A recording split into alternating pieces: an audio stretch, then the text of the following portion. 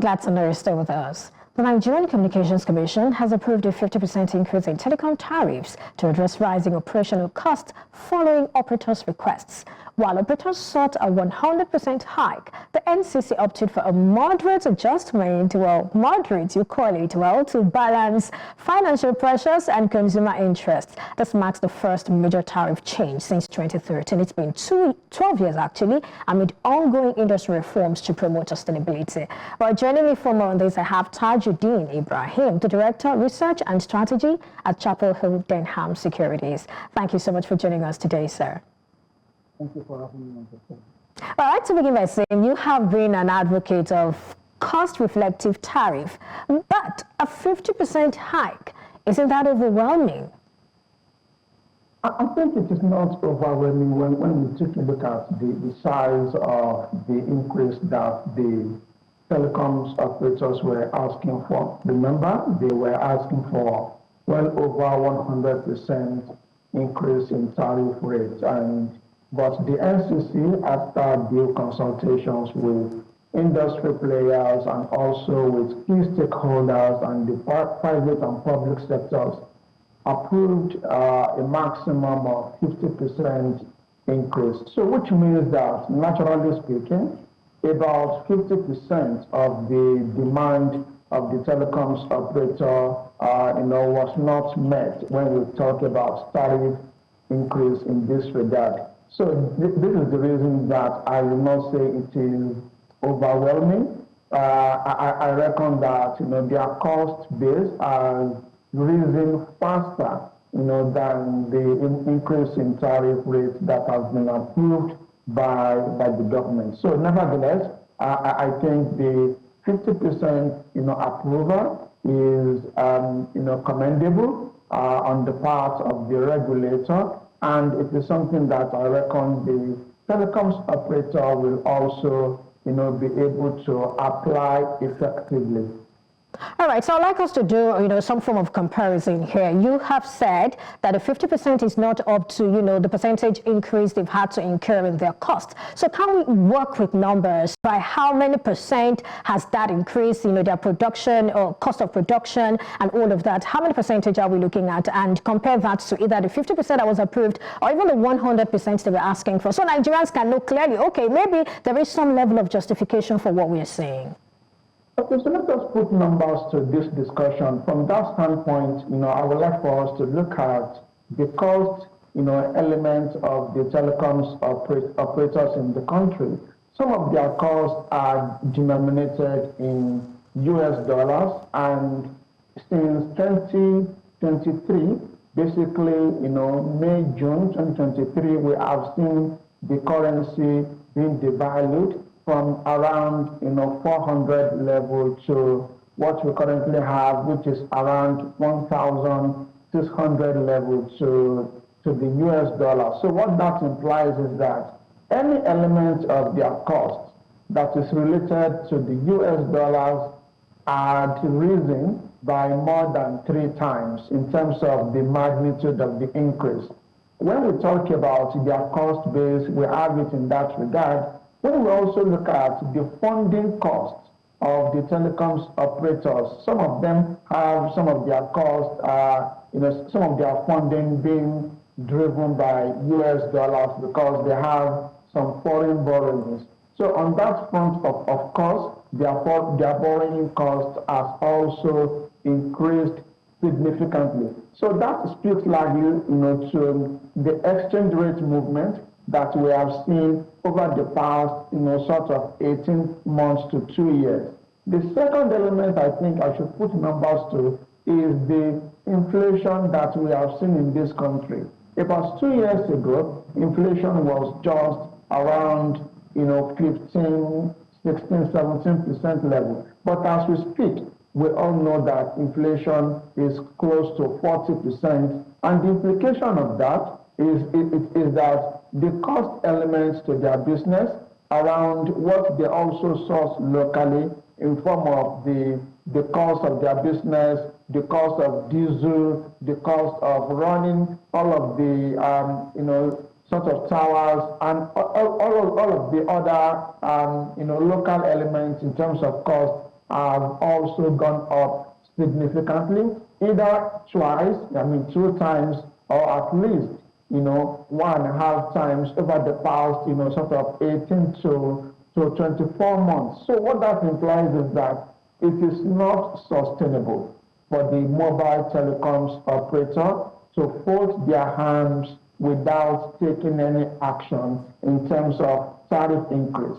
This is the reason they cried out to the regulator, and this is also the reason that the regulator decided to listen to them and allow for some level of increase in tariff rate. Bear in mind, Starlink, which is largely speaking a data service provider, has implemented 97%, rate increase for its subscribers. So it is that kind of number that, naturally speaking, the telecoms operators, should have enjoyed. But, the NCC is being sort of conservative by approving not more than 50%. So those are the reasons and the justifications, for those increases. And if we were not to increase it at all as a country, I think we should be ready to see the telecommunication industry fold up. So for it not to fold up, this increase is required and justifiable. Well, talking about folding up, isn't that exaggerated? That's number one. And then some have also said, isn't this government transferring incompetence and lack of innovation on the part of telco operators to Nigerians? Do you think otherwise? I think otherwise, because when we talk about being innovative, and let me speak very briefly to the industry folding up. An industry easily can fold up when the cost base is not supportive of a profitable running of the business. Let us ask ourselves as a country, do we still have the producers of tires in this country? They have all run away because the business environment in terms of the cost base is not supportive. So we have to import tires into this country. So to avoid that kind of a similar development, the telecommunication industry must be given the required support for sustainability of their business. And when we talk about being innovative as an industry, you will not see any form of innovation without investment. You will not see an improvement in service delivery by operators in the telecommunications sector or operators elsewhere in any industry in Nigeria or even across the world without you seeing investment. If you want to see investment, you need the required cash flow for you to invest. And cash flows in this case would come only if your business is profitable and then you are able to set aside some amounts that you want to invest back into that business.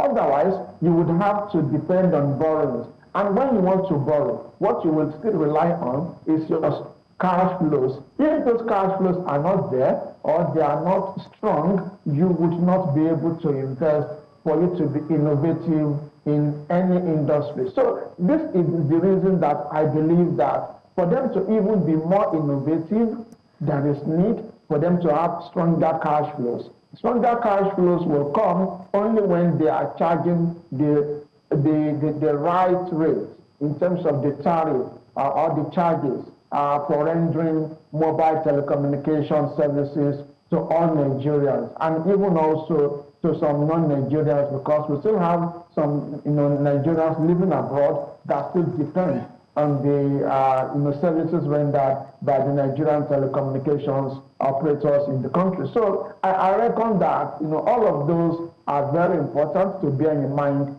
You cannot be innovative if you don't have the required cash flows to support that.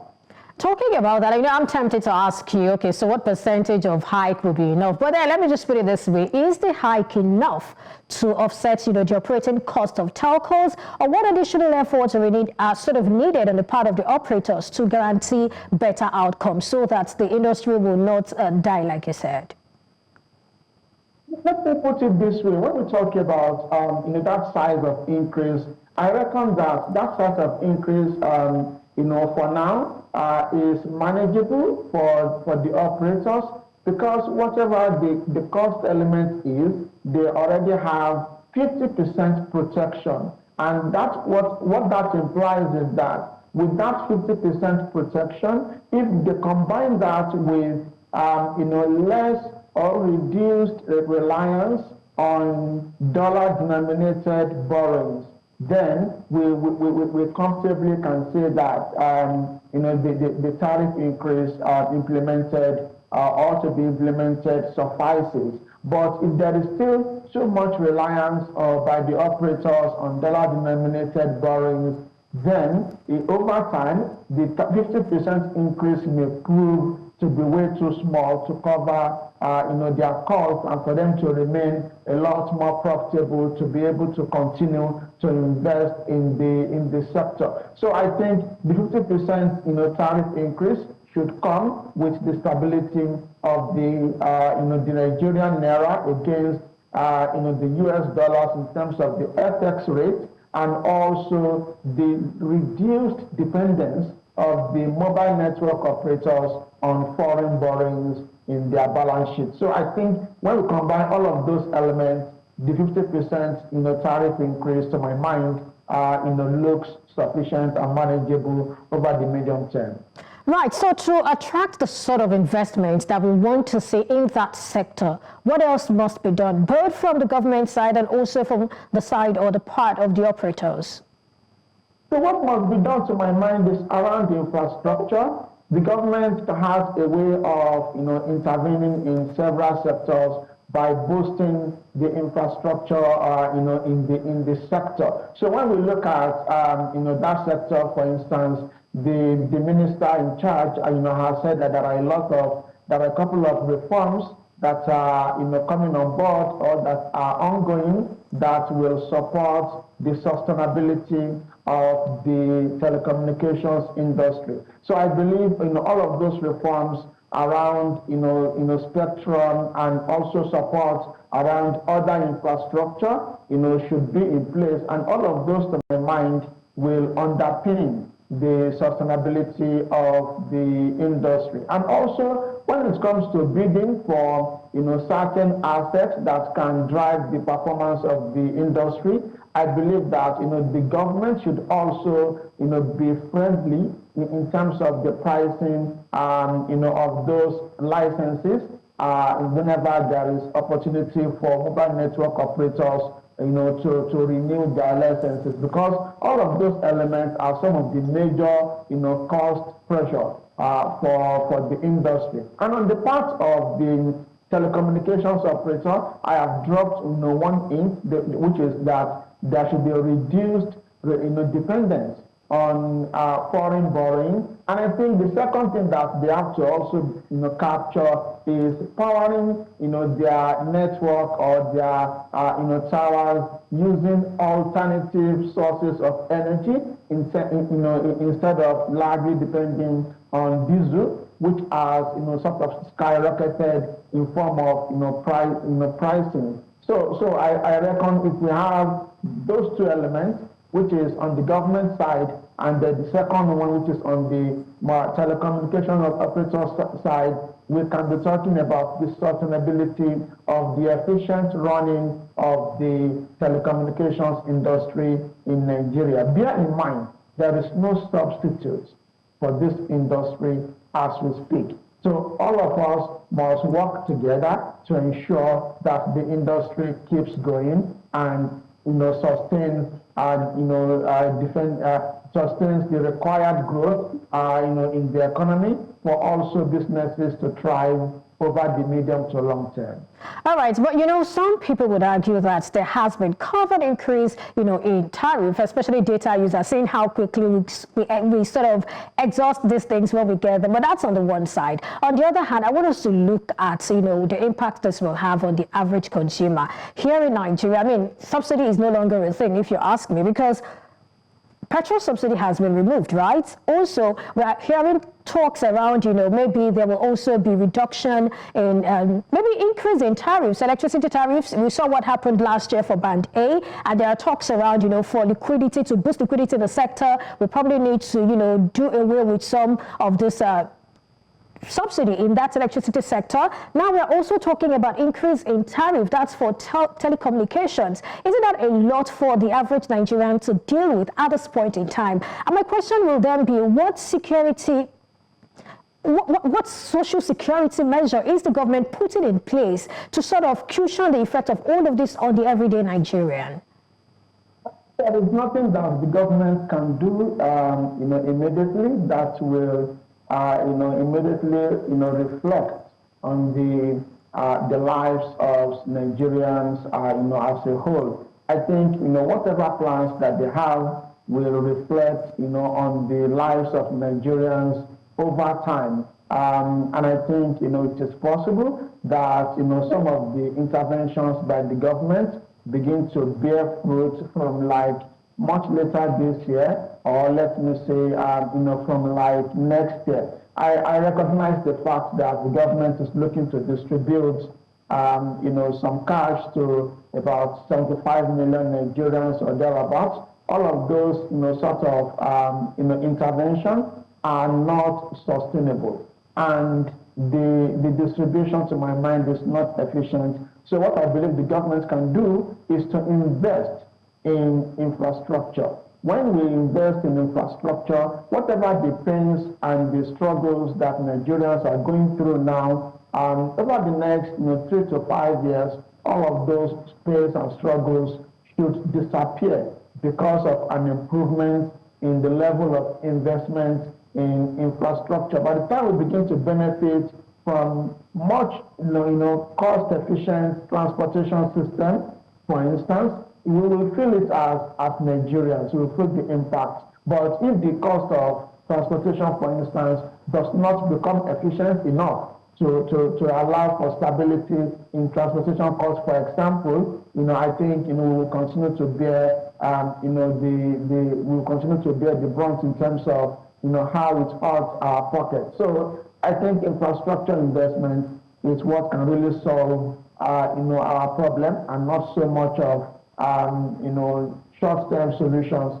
such as transfer of cash to selected Nigerians. There must also be provision of jobs. When we have jobs and many more people are employed, we will be talking about a lot more, robust, combined pockets of consumers as a whole in the country. If you are not employed, if you have no job, there is no way you will not feel the impact of any increases in tariffs or in any other, any other elements. All right. Just before I let you go, Nigerians will want to know how soon will they start seeing improved service delivery in that sector. I hope we're going to see it as soon as possible, in less than 20 seconds.